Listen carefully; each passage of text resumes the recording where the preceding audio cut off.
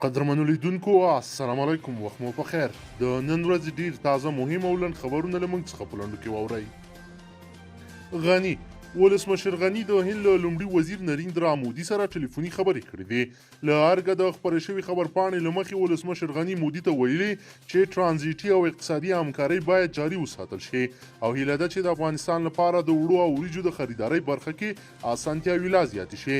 د هند لومړي وزیر له کورونا سره د مبارزې په موخه د سارک هیوادونو له ځانګړي صندوق سره د افغانستان د مرستې مننه کړې ده او ویلي دي چې هیواد یې د افغانستان د ولسواکۍ هر اړخیز ملاتړ کوي. میلر افغانستان کې د ناټو د غوڅ ملاتړ عمومي قومندان جنرال سکاټ میلر خبرداری ورکړی چې که طالبان نور هم د افغان عسکرو پر وړاندې خپلو جګړو ته زور ورکړي دوی به یې پر وړاندې ځوابي غبرګون ته اړ شي. میلر په یوه ویډیوي وینا کې ویلي طالبان پوهیږي او توافق لري چې نه یوازې له خپل ځان نه بلکې له شریکو افغاني ځواکونو هم د دفاع حق لرو. پامپیو د امریکا د بهرنیو چارو وزیر مایک پامپیو په قطر کې د طالبانو دفتر له مشرانو سره کتلي دي. د بهرنیو رسنیو د راپورونو له مخې مایک پامپیو له کابله قطر ته تللی دی او هلته د ملا برادر په مشرۍ د طالبانو له مذاکراتي پلاوي سره کتلي دي. بلخوا د طالبانو د قطر دفتر ویان سهیل شاهین هم ویلي چې د امریکا د بهرنیو چارو وزیر مایک پامپیو په دوحه کې له ملا برادر سره او نورو طالب استازو سره کتلي دي. د په خبره په دې لیدنه کې د سولې په برخه کې په پرمختګونو د ځواکونو پر کمولو او نورو مسایلو بحثونه شوي دي. شاهین وایي پامپیو ژمنه کړې چې ټول امریکایي سرتیري به له افغانستان وځي او د سرتیرو د کمولو لړۍ به روانه وي. کورونا تازه خبر په تیرو 24 ساعتونو کې د کورونا وایرس 22 تازه پیښې ثبت شوي دي.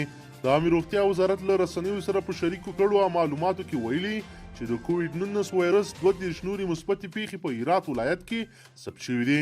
په دې سره په هیواد کې د دغه وایرس د مثبتو پیښو شمیر 40 ته ورسید.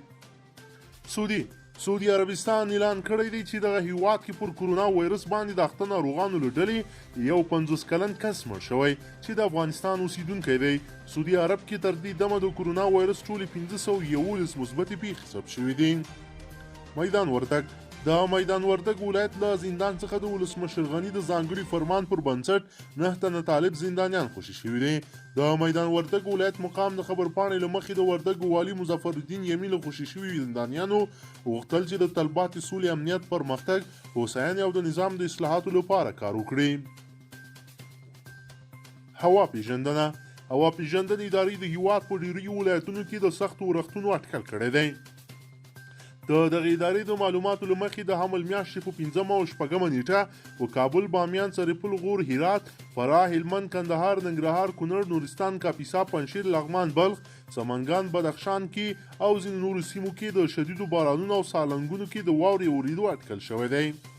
المان کې یو افغان ایران ته د جاسوسۍ په تور په څه کم 2 کلونو بند محکوم شوی دی. د المان د پوځ د پخوانی سلاکار او ترجمان تر هغه وروسته په 6 کاله او 10 میاشتو بند سزا محکومیږي چې د ایران پر استخباراتو او دولتي رازونو د پلورنې تور ور باندې لګول شوی دی. راپورونه وایي چې دغه جاسوس میرمن هم له نوموړي سره د مرستې په تور د پولیسو په توقیف کې ده. فراه کې سیلابونه د فراه ولایت سیمه ییز چارواکي وایي چې په دغه ولایت کې د وروستیو ورښتونو له امله راوتلي سیلابونه 2 کسان مړه کړي او تر 150 ډیر کورونه یې ویجاړ کړي دي.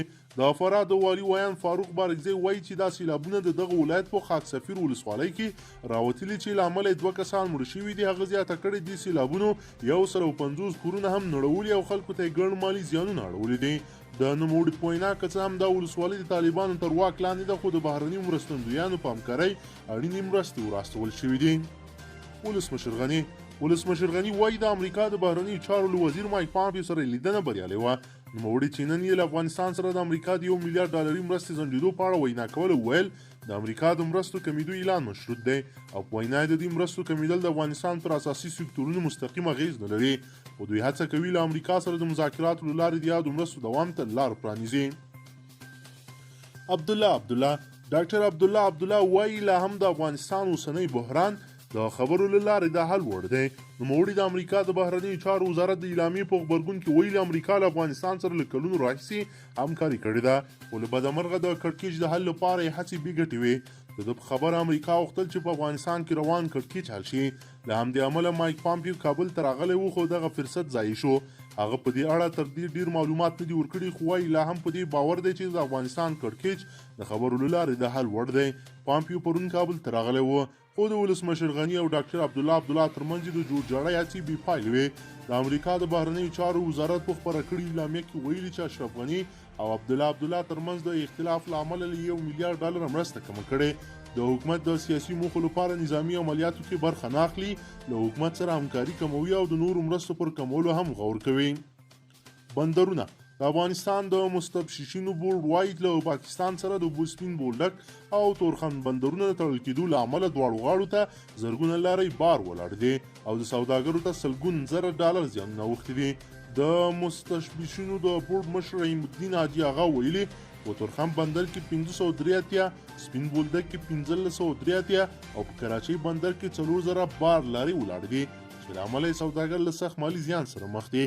د حاجي آغا په وینا له تېرو 2 اونیو راهیسې د تورخم او سپین بولدک بندرونه بند دي. یوازې یوه ورځ د تازه میوو 150 بار لاریو ته اجازه ورکړل شوه، وخت تېر و او میوې خرابې شوې وې. قدرمنو لیدونکو، که چیرې غواړئ چې ورته تازه او مهمو پیښو څخه ځان ډېر ژر او په لنډو کې خبر کړئ، زموږ چینل د سره سبسکرایب کړئ او ویډیو د سره حتما لایک کړئ. تر بلې ویډیو مو په لوی رب سپارمه.